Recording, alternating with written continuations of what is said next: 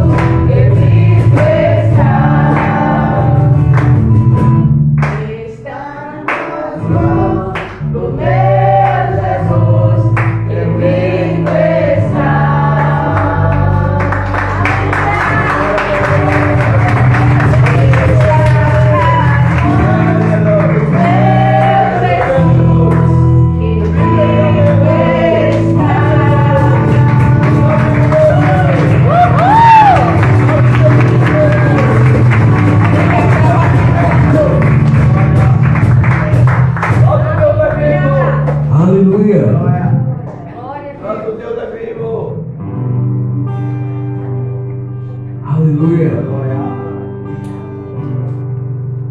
Querida, a palavra de Deus diz que todo mundo estava condenado em seu pecado.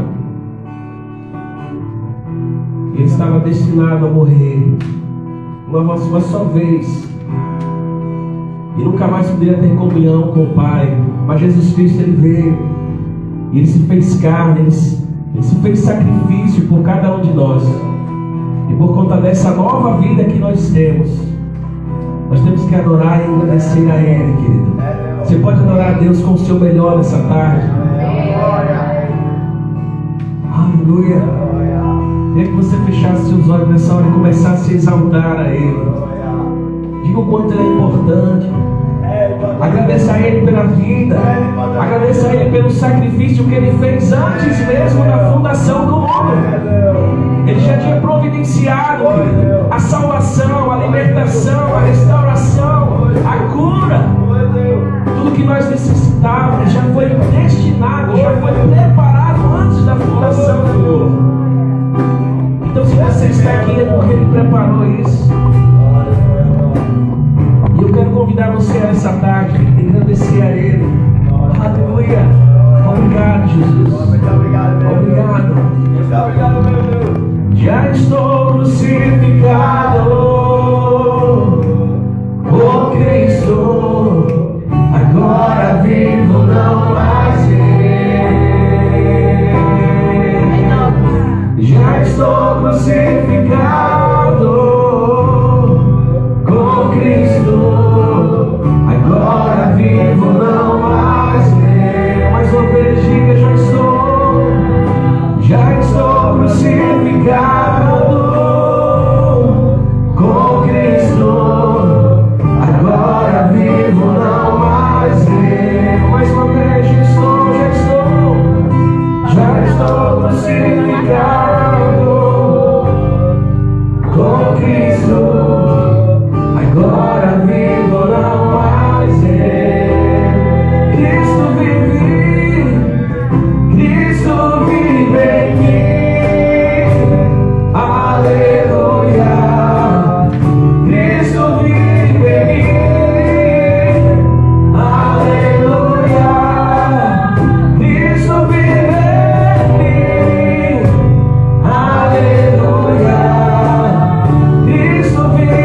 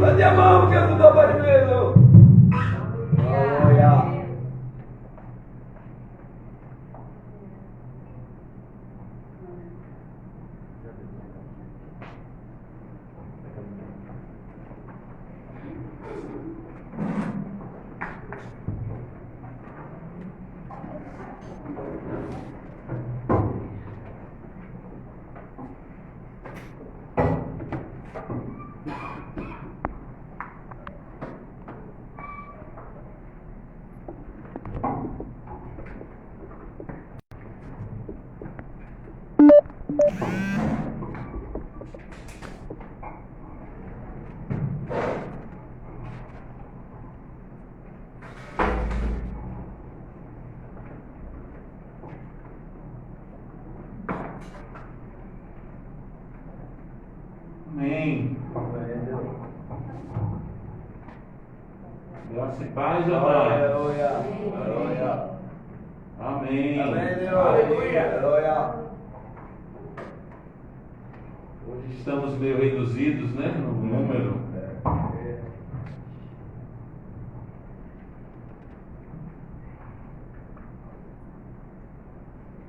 Isso não importa, né? O que importa é que as pessoas que estão aqui receberão aquilo que Deus tem para comunicar. Amém? Amém. Gustavo, Jéssica, Luquinha, sejam bem-vindos. Prazer tê-los aqui. Todos os visitantes sejam bem-vindos, acolhidos na nossa Little Church, na nossa pequena igreja. Como foi a virada de ano para vocês, amém?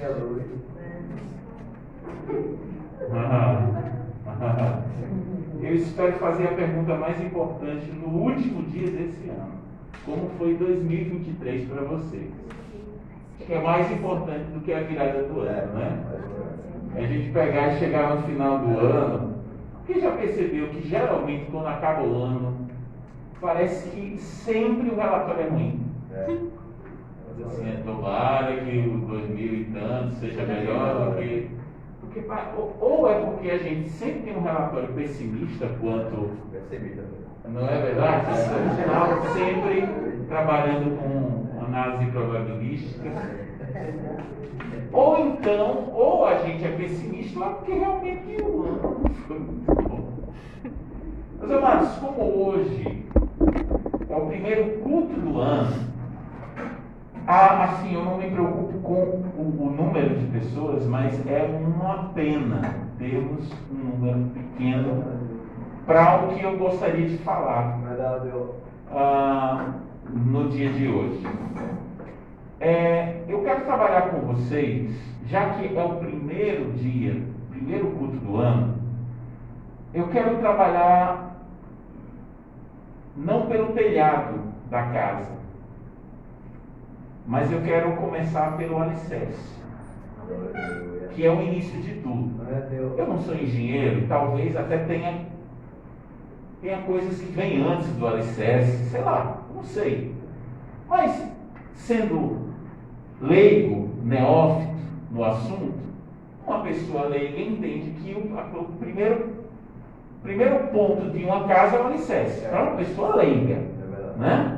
Então, já que eu não sou engenheiro, eu sou leigo, eu entendo que é o alicerce. Então, a gente vai começar pelo alicerce, que é o início de tudo. Meus amados, se eu soubesse da parte de Deus que a minha vida ia até hoje a 0 hora, espero que não, porque geralmente quando os pastores falam isso nos púlpitos, né? Acontece o negócio, está amarrado. Se fosse meu último culto, eu tenho 5 mensagens que são as 5 piores mensagens. As minhas 5 piores mensagens eu tenho para as pessoas. E que não dão ibope. Mas são as 5 mais importantes mensagens da minha vida. Daquilo que Deus plantou em mim. E eu quero ministrar uma dessas 5 mensagens, que não dá ibope, não faz uma igreja voar nem crescer, em termos de uau, mas é algo que a todo instante eu prego para mim mesmo, para que eu não venha me desviar daquilo que realmente é o Evangelho.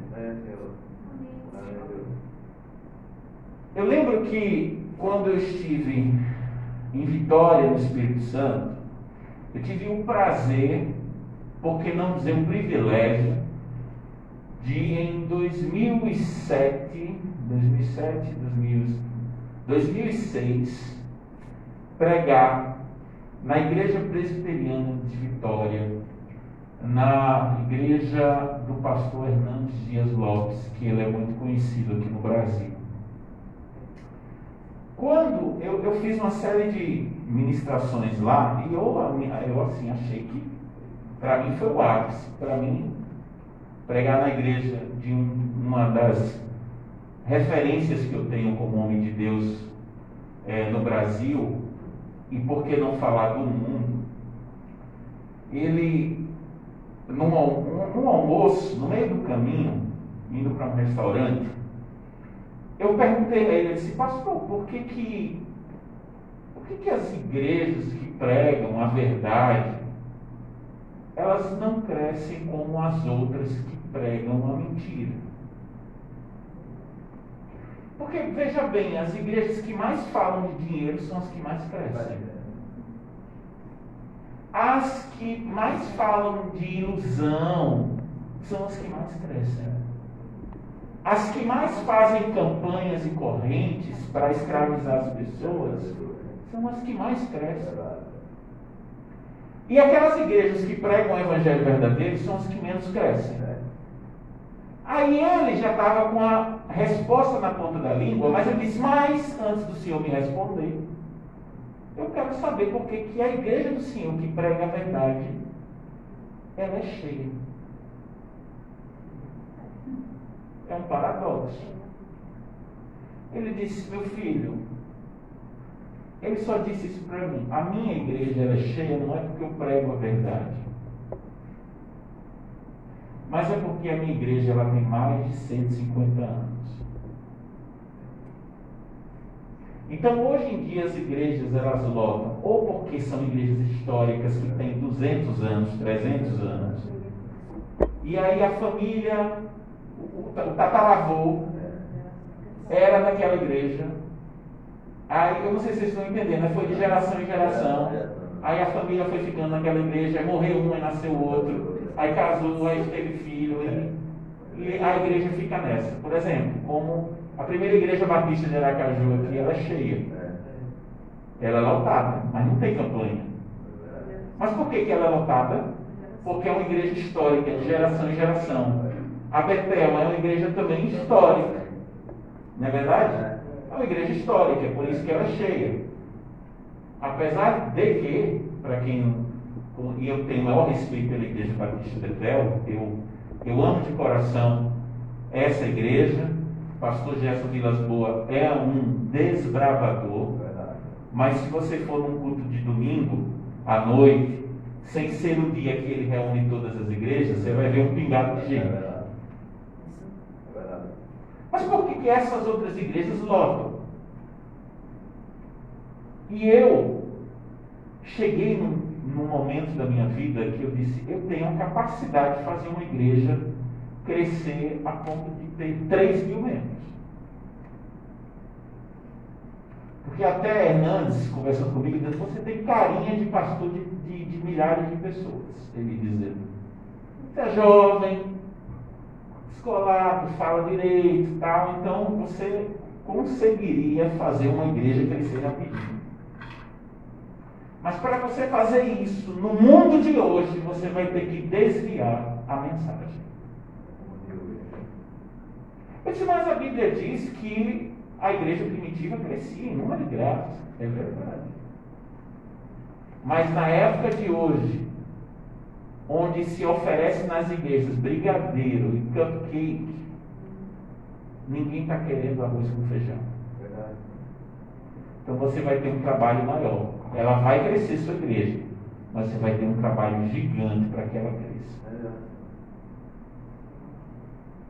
Meus amados, se eu fizer um culto aqui, abrindo uma campanha, dizendo, gente, no final da campanha você vai receber sua bênção. Você crê? Crê. São 7 semanas, não pode quebrar. Gente, o negócio louco. E ainda tem o envelopinho da campanha. Ah, rapaz. Além do povo estar sentado na cadeira, o povo ainda traz o envelopinho. Porque toda a campanha geralmente tem que ter o envelopinho. É a aliança com Deus. Porque Deus é um CDB. É um banco. Se a gente fizer de outro jeito, a igreja não cresce, cresce, mas sabe?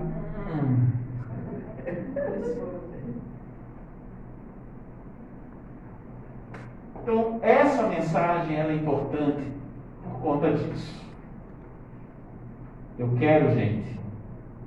Eu vou bater a real. Eu já pensei em desistir muitas vezes de ser pastor de igreja. Mas não foi uma, não. Quase todo dia o diabo propõe essa desistência para mim. Quase todo dia. Quase todo dia. Ninguém vai pensando, você tem seus problemas aí, sentimental, financeiro, né? Eu tenho também meus problemas ministeriais, que eu digo, cara, acho que já deu. Já deu para mim. Você sabe o que é ser trabalhar, se doar. Eu vim aqui, não estou com Covid, já foi descartado, mas estou com febre aqui. Vim aqui um pouco dodói, mas eu vim. Eu não vou deixar de pregar. Mas às vezes bate aquela coisa de dizer assim, cara, 44 anos de vida, mais de 20 anos dedicado ao ministério, e eu vejo gente pregando, cada baboseira, é gente montando piscina dentro de uma igreja para pular dentro da piscina, que é o mergulho de Naamã. Não é batismo não, é a campanha que você se joga na água. Diz que é para tirar o lodo. Pega então água suja. Mas eu não entendo, campanha de Naamã não é com água de piscina, pega a água do bueiro. Bota lá, coloca o cabo para mergulhar. Tem que ser Cocô completo. boiando. Tem que ser completo, né? Vai dar certo. Vamos fazer do jeito certo. Não, água limpinha. A campanha não é campanha não. É campanha risó. Mas não é campanha. Campanha na mão é com esterco, com fezes, cocô. Mergulha a galera lá dentro e ela levanta, recuperar lindo, cheiroso. Percebe a incongruência das coisas? Mas o povo lota a igreja nesse negócio aí. E quem faz do jeito certo? A igreja não está cheia. Vocês me entendem? E eu me sinto o quê? Eu me sinto tentado a entrar numa dessas. Mas aquele que habita em mim é maior do que qualquer frustração que eu tenha quando eu vejo o Cristo vendo. É maior mesmo. Eu queria dizer. Então, gente, eu morrendo e você entendendo a palavra hoje, eu morro feliz. Amém? Porque o povo diz que eu falo muito de morte. Eu não sei porquê. Eu não sei porquê. Mas é porque eu acho que as coisas que eu vivi, sofri nessa terra, Eu sei os pecados que eu cometi, Verdade, aleluia. mas eu sei as injustiças também que eu sofri. Verdade, aleluia. E eu acho, de todo o meu coração, que isso daí só vai ser mesmo corrigido depois da minha morte. É verdade, aleluia. Porque lá no grande dia, o justo juiz É verdade, aleluia. vai mostrar quem é quem. É mesmo, aleluia. Amém. Aleluia. E vai ter gente que você jurava que vai estar no céu, não vai estar. É mesmo, aleluia. E vai ter gente que você diz, não, esse só podia estar no inferno. Vai estar bem perto do trono de Deus. Verdade, aleluia. Lá na frente. Aleluia. Você não vai nem conseguir olhar, porque o brilho do trono de Deus é tão forte que você não vai conseguir enxergar nele a pessoa. A pessoa está lá coladinha no trono da graça. Verdade, aleluia. Posso estar comigo? Amém. Amém. Posso falar? Amém. Eu tenho pouco tempo, mas eu vou tentar correr. Eu pedi para a Anne colocar aqui algumas palavras e eu queria que você pensasse nelas um pouquinho. Porque o problema, a doença crônica da igreja evangélica no Brasil e no mundo está nessas 6 palavras aí. O Ministério da Saúde adverte: igreja evangélica faz mal para a saúde. Se ela não estiver focada do jeito, dentro do Evangelho, do jeito que Jesus implantou a igreja. Verdade, aleluia. Pensa aqui comigo: bênçãos, legal. Prazer, legal. Bem-estar, legal. Chamado, unção, processo. Nós temos 6 palavras que, se você não souber encaixá-las como a Bíblia manda, você transforma a igreja evangélica em uma igreja de demônios. E a maior parte da igreja evangélica pode ser com base na doutrina dos apóstolos, chamada igreja dos demônios. E a gente está lutando contra os terreiros. Ai, porque agora Lula, agora é o presidente, Janja é macumbeira.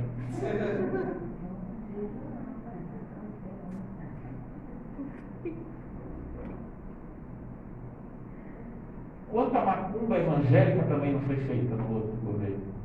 Não estou dizendo de Bolsonaro, não, estou falando das igrejas, os oportunistas, os sanguessugas.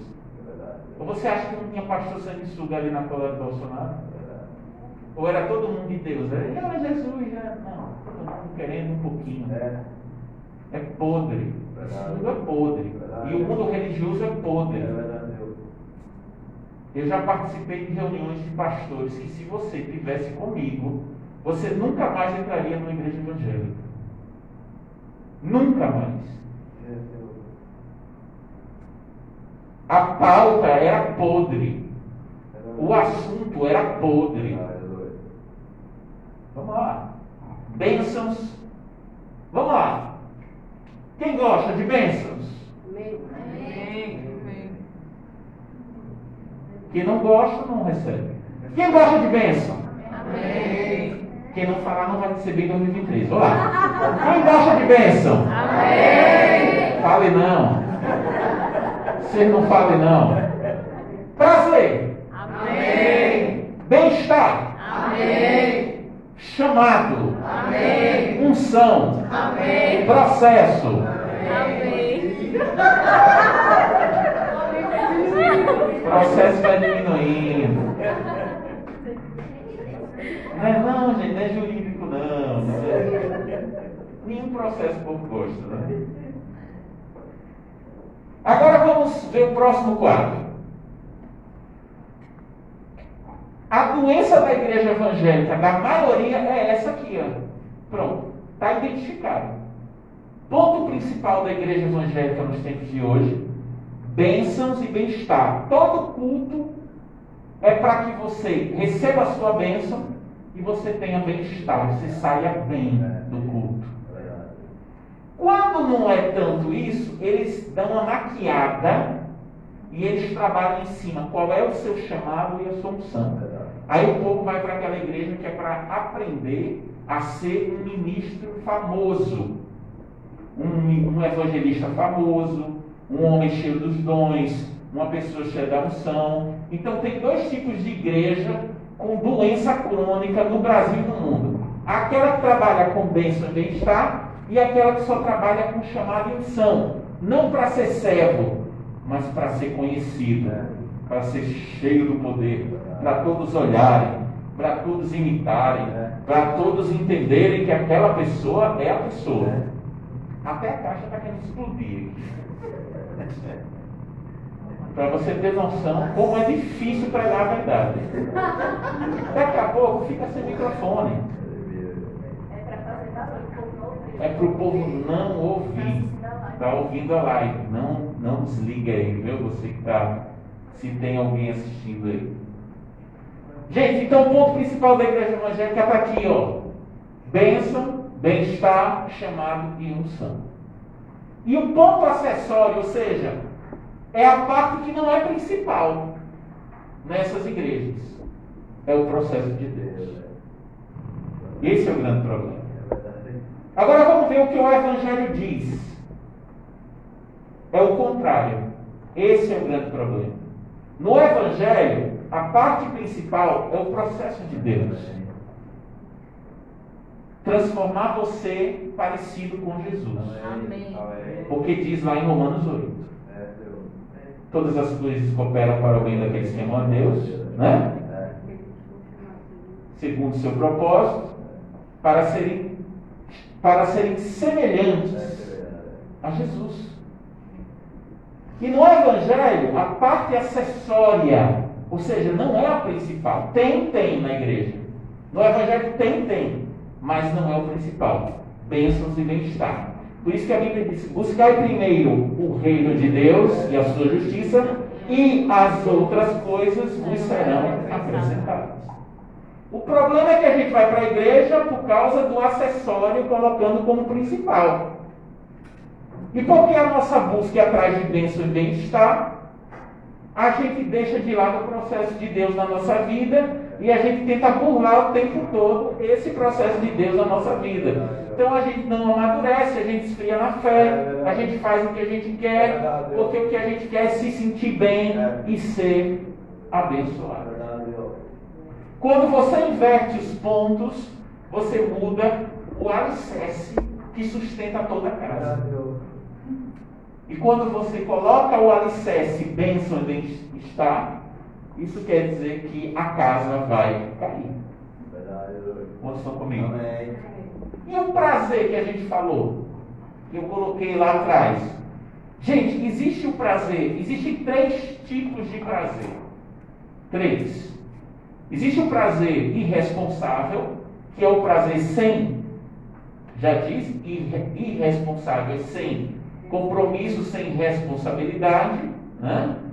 O que seria um prazer sem responsabilidade? Alguém poderia me dizer? Um prazer sem responsabilidade. Sexo antes do casamento. Um marido que está insatisfeito com a mulher, procura uma outra mulher para se satisfazer sexualmente. Isso é um prazer. É prazer ou não é? O cara que está com a mãe, está tendo prazer ou não está tendo? Tá, mas é um prazer irresponsável. Porque não está levando em consideração o outro que está com você. Gastar mais do que recebe. Gastar mais do que recebe é um prazer, gera prazer, mas é sem compromisso. Quantos estão comigo? Então existe o prazer irresponsável, existe o prazer bem dosado, que esse não é um prazer errado, é um prazer que deixa a vida mais leve. A gente precisa ter prazer na vida, sim. Não é errado o bem-estar, não é errado ter prazer, mas o prazer e o bem-estar não deve ser a mola propulsora da minha vida. Não tem que ser a maior busca da minha vida, o prazer e o bem-estar. Porque em muitos momentos, para eu crescer, 2 coisas vão ter que desaparecer da minha vida para eu amadurecer: o prazer e o bem-estar. Porque é só através de um sofrimento, é só através de uma pressão, é só através de um aperto que a gente consegue crescer. Quando tudo vai bem, a gente não cresce, a gente não amadurece, a gente só fica extravasando alegria, mas isso não faz a gente crescer. Então, Existe um prazer bem dosado, é um prazer necessário para que a vida fique mais leve, mas não deve ser a nossa busca principal.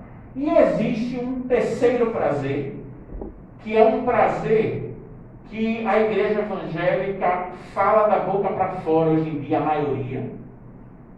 Porque para você ter esse prazer, você tem que fazer uma construção diária, que é prazer espiritual, que é o prazer em Deus. Não se tem prazer em Deus se não tem relacionamento com Deus diário. Você não vai ter prazer em Deus. É conversa fiada, é mentira. Você ora cansado. Você diz, Deus, vai perdoando aí, mas olha, o Senhor é tão bom, mas hoje eu estou cansado. Deus sempre vai sendo colocado em segundo plano. Se eu perguntar aqui, todo mundo ora aqui, todo mundo vai dizer, ora. Mas você ora com qualidade. E você pegar assim, agora é o momento de orar. Eu estou cansado como foi, vou dar atenção a Deus. Você faz isso todo dia. Se você não faz isso todo dia, o seu prazer em Deus, ele não existe.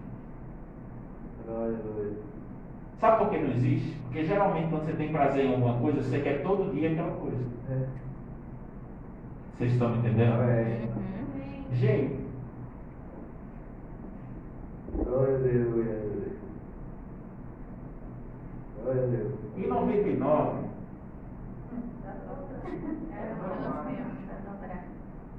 em 99, teve um ministro que fez assim, não é? Engraçado. É porque tá dobrando aqui. A outra. Peraí, a idade vai chegando. Aplausos. Veja que posso que vocês sabem até colocar uma máscara. Gente, vamos lá. Em 99 eu cheguei a iniciar um curso técnico de edificações na escola técnica que hoje é chamada, parece que IFES, né? Mas eu não segui adiante. Por quê? Porque eu não tinha dom para coisa, eu não aguentei aquilo ali, era muito cálculo, era muita coisa. Ia trabalhar com música, eu larguei o curso por causa de uma matéria chamada Fundações. Quando eu entrei nessa matéria Fundações, eu disse, estou fora. Eu nem pensei duas vezes. Mas eu aprendi na Bíblia que não existe processo construtivo sem fundamento. Talvez essa palavra seja um pouco complicadinha, mas ela é muito importantezinha. Certo? As igrejas evangélicas, em sua maioria, elas estão falidas porque elas estão ensinando o que fazer para a vida da pessoa dar certo. E é isso que fortalece a ideia de que o ponto principal do crente é alcançar uma promessa como bênção e não o processo de Deus, que é ser parecido com Jesus. Então a pergunta principal, o que eu faço para a minha vida dar certo? É o lema de todas as igrejas, 99%, desculpa, 99% das igrejas. O que eu faço para a minha vida dar certo? E aí a gente canta o melhor de Deus ainda está por vir. Tem um monte de música, né, que diz que a glória da segunda casa vai ser maior do que a primeira e que você vai conseguir. Vai ser esse ano e Deus vai te abençoar. E você vai conquistar e o diabo dá seus pés. E você não amadurece, você continua uma criança. Falando um monte de bobagem. Dentro da igreja, Deus vai abençoar. E o envelopinho vai passando.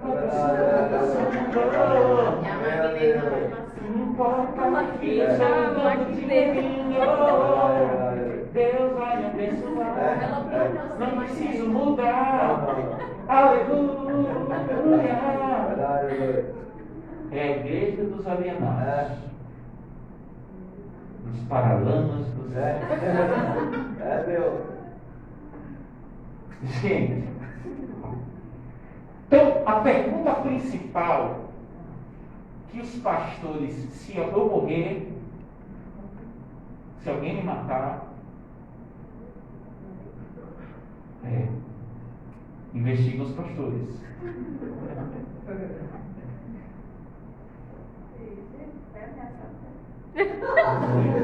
Muito ameaçado já foi. É melhor nem falar. O que eu faço para a minha vida dar certo? Não é que Deus não queira que a sua vida dê certo, mas é porque nem tudo que dá certo é certo. Você sabia disso? É verdade. Nem tudo que dá certo é certo.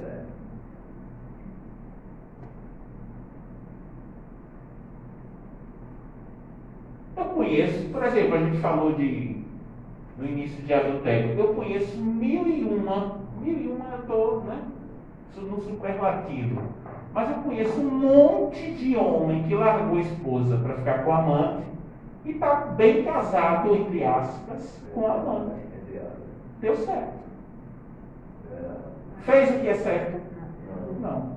Mas aparentemente deu certo.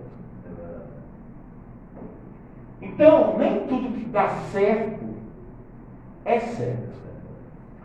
Como eu disse, não há processo construtivo sem fundamentos. A Bíblia não diz que a igreja vivia segundo o que dava certo. Mas as igrejas evangélicas hoje querem viver nas campanhas dizendo: venha porque vai dar certo a sua vida. Mas a igreja não vivia assim, segundo o que dava certo. A igreja vivia segundo o fundamento dos apóstolos. Aí eu entendi como é que Deus trabalha. E se você não entender e não aceitar isso, ao invés de você ser cooperador de Deus, você vai ficar brigando com Ele, porque você vive em função da sua vida dar certo. Você vai para a igreja para a sua vida dar certo. Você vai para a campanha para a sua vida dar certo. Já Deus não trabalha dessa forma. Ele trabalha com fundamentos. Mesmo que de início a coisa não aparente dar certo, mas é o certo. Deus não trabalha com o que vai dar certo. Deus trabalha com o que é o certo. Quantos estão comigo? Um exemplo do que eu estou falando foi a Torre de Babel. Babel, gente, foi um projeto que estava dando certo. Todo mundo feliz, todo mundo contente. A vida de todo mundo estava dando certo. O que eles sonharam estava acontecendo. Veja, estava dando certo. E é isso que as pessoas dentro da igreja querem, que a vida delas dê certo. Mas o problema de Babel é que mesmo dando certo, no final das contas, deu tudo errado. Porque Babel era uma torre que estava sendo construída. É construção, ó. Estava sendo construída e aparentemente chegou a ser concluída. Só que essa torre foi levantada em cima de um fundamento falso. Foi construída em cima de um alicerce fraco. Quantos estão comigo? Amém. A torre deu certo? Deu. Mas não durou. Então, quando você faz uma coisa e a coisa dá certo, mas você faz do jeito errado, ela pode até dar certo de início, mas depois o prédio vai cair. E hoje a gente vive dentro da igreja em função da nossa vida dar certo, mas a gente não se preocupa com os fundamentos. Uma coisa é algo dar certo, outra coisa é fazer o que é certo. É Deus.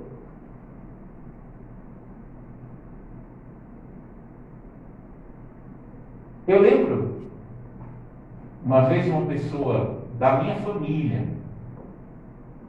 pediu para eu orar para que ele disse que estava com um problema na coluna. E ele disse: Davi, eu preciso de oração. Eu disse: eu acho que ele entendeu que Deus me usa para cura. Amém, amém, Senhor. Vem, filho, vem, filho amado, vem descansar. O que é que tu queres que eu te faça? Ele disse: eu queria que você orasse para eu não ficar bom. Eu disse: oi? Mas eu oro para o povo ser curado. Ele disse: então, mas eu queria que você orasse para piorar minha coluna. Eu estou percebendo que está melhorando. Ele disse: mas com base no que? Para a vida dar certo. Como assim para a vida dar certo? É porque eu vou na perícia essa semana e eu não quero perder o benefício. Pense comigo, ele queria que desse certo. Porque para ele a vida dar certo é ele continuar recebendo. Mas ele queria fazer isso do jeito errado. E você sabe de uma coisa, na igreja a gente vê isso aos montes, ninguém compra, mas a gente vê isso. O cara quer financiar um apartamento, aí o cara não tem renda. Ele dá um jeito, através de um decore, ou através de alguma laranjinha, ou seja lá o que for. Mas ele vai fazer de tudo para burlar, para a coisa dar certo, sob o fundamento errado. Gente, tudo que você fizer para dar certo, no meio tem alguma coisa que você sabe que não está certo, é com você e Satanás. E Deus não gosta de Deus também. É com você e o seu pai. E o seu pai. O diabo é o seu pai. Porque o diabo é o pai de quê? Mentira. Da mentira. Você está agindo com verdade? Não, então não chame Deus de pai. É o diabo que é seu pai. Aleluia.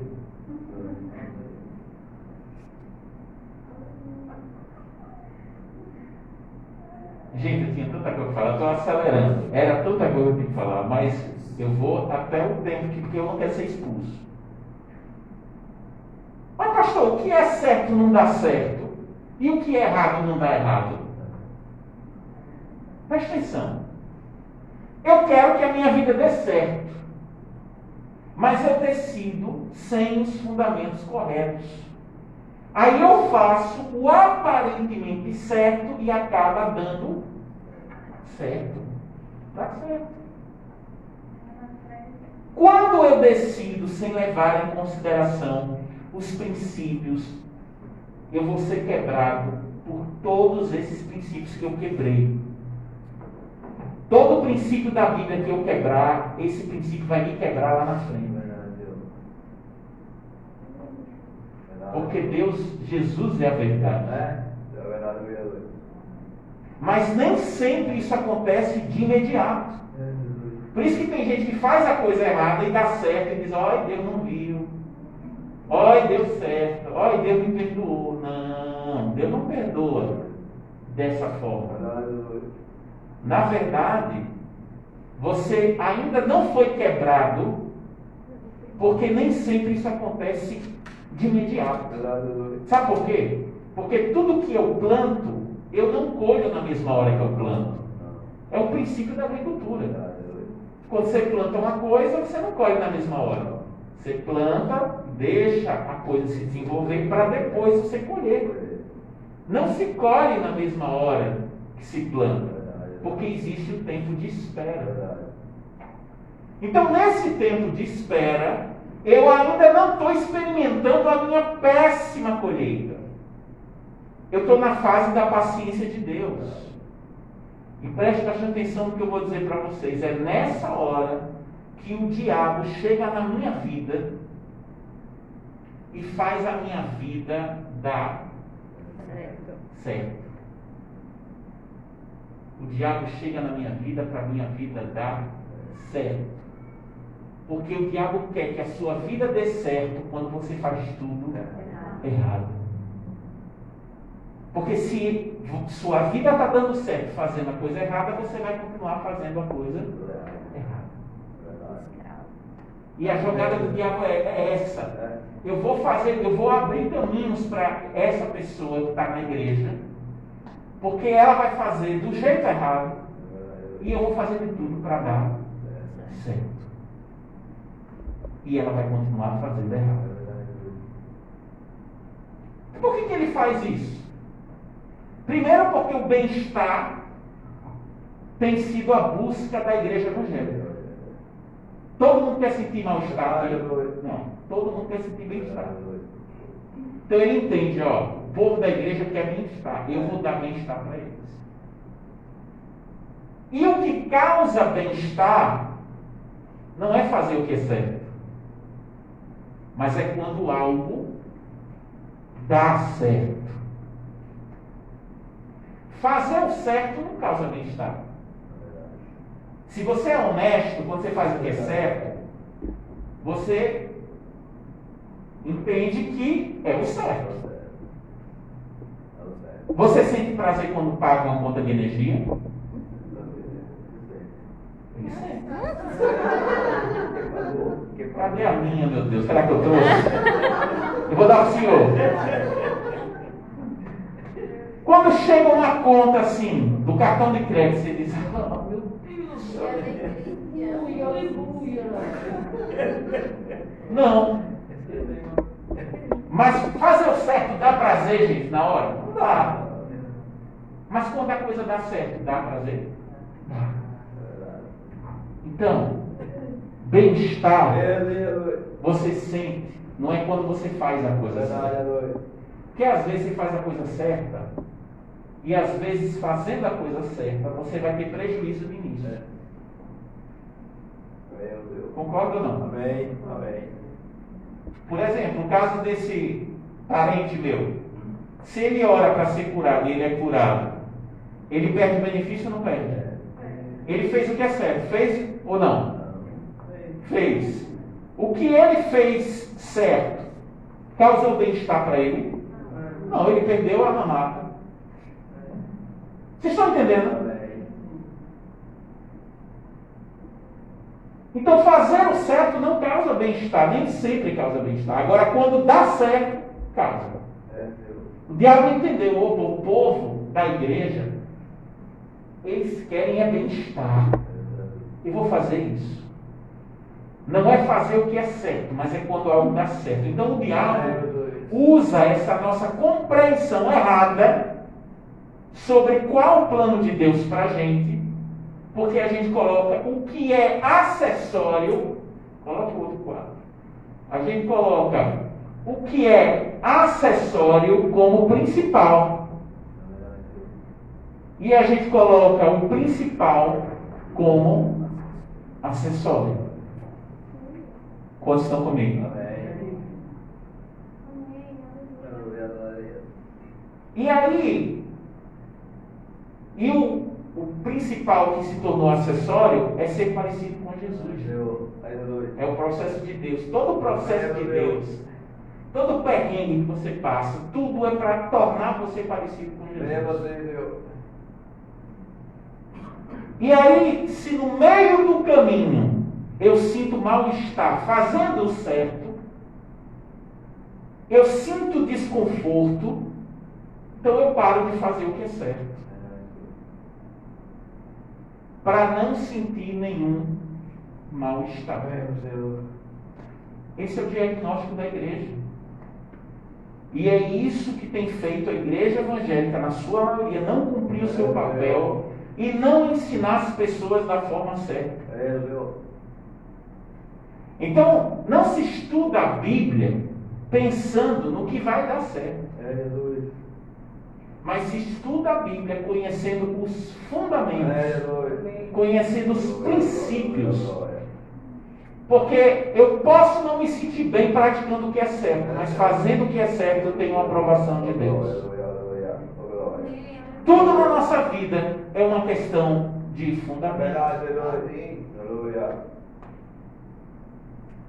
E do ponto de vista da engenharia, muita coisa entrou em colapso na Torre de Babel porque estava dando certo. Estava dando certo.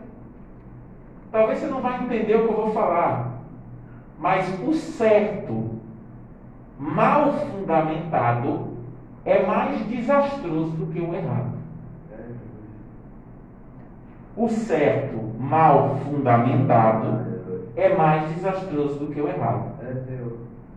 Muitas vezes a vida das pessoas começa a entrar em colapso. E qual é a primeira pergunta quando está dando tudo errado? Qual é a primeira pergunta que você faz para você? O que é que eu fiz de errado? E às vezes não é o que você fez de errado. É porque você fez em cima de um suposto certo. O homem não se desviou de Deus porque pensou em fazer uma coisa errada. Espera aí, pastor, mas você disse que tem que fazer o certo, mas agora está falando que... Você vai entender. O diabo trabalha para enganar. Por isso que ele trabalha com um suposto certo. O suposto certo é o que você acha que é certo, mas no fundo é errado. Então o homem não se desviou de Deus porque pensou em fazer uma coisa errada. O homem se desviou de Deus porque ele pensou que estava fazendo certo. Ou melhor, o homem se desviou de Deus porque pensava que ia dar certo. Então, o que mais nos derruba não é fazer o errado, mas é o aparente certo. O aparentemente certo nos afasta da presença de Deus mais do que o errado. Até porque quando a gente faz e sabe que está errado, a gente pode se arrepender logo, porque a gente sabe que está errado. Já quando a gente faz o que é aparentemente certo, a gente não se arrepende logo porque a gente acha que está certo. Então o que mais nos derruba não é fazer o errado, é fazer o aparente certo. Vocês estão entendendo? Já estou começando a falar grego. Pastor, tem isso na Bíblia. A Bíblia diz que um pai tinha 2 filhos.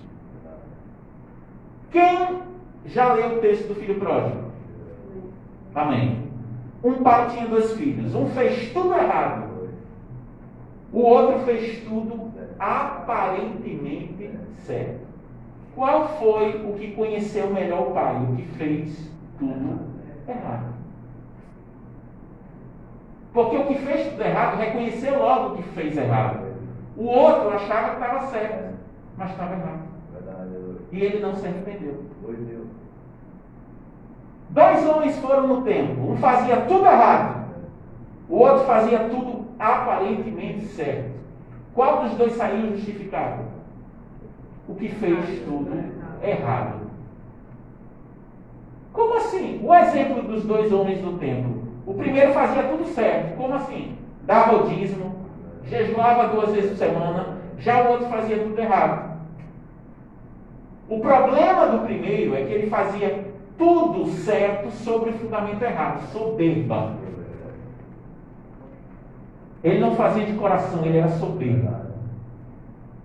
E como ele fazia tudo aparentemente certo, dar o dízimo é certo, jejuar é certo, orar é certo, ele não percebeu que o seu fundamento estava errado. Já o outro que fazia tudo errado, ele sabia que estava fazendo tudo errado. Então ele não precisou de tempo para perceber que estava errado. Ele já sabia. É por isso que só o que fez errado é que reconheceu o próprio pecado. Porque o outro, como fazia tudo aparentemente certo, achava que não precisava se arrepender de nada. Veja, gente, o que fez tudo certo, ele estava errado. Porque ele fez tudo certo em cima do fundamento soberba. E o que fez tudo errado começou certo. Porque ele fez tudo errado, mas ele começou com o fundamento certo, arrependimento. Senhor, eu não sou digno de orar, não sou digno nem de levantar meus olhos aos céus. Quantos estão comigo? Amém. Coloca o texto de 2 Coríntios 10, 3 ao 6. Preste atenção nesse texto, gente. Porque embora andando na carne, não militamos segundo a carne. Porque as armas da nossa milícia não são carnais, e sim poderosas em Deus, para destruir fortalezas, anulando nós sofismas. E toda altivez que se levante contra o conhecimento de Deus, e levando cativo todo pensamento à obediência de Cristo, e estando prontos para punir toda desobediência, uma vez completa a vossa submissão. Volta para o versículo 4. Quero que você preste atenção nesse versículo aqui. Porque as armas da nossa milícia não são carnais, e sim poderosas em Deus, para destruir fortalezas, anulando nós sofismas. Agora você vai entender por que eu disse no início que o que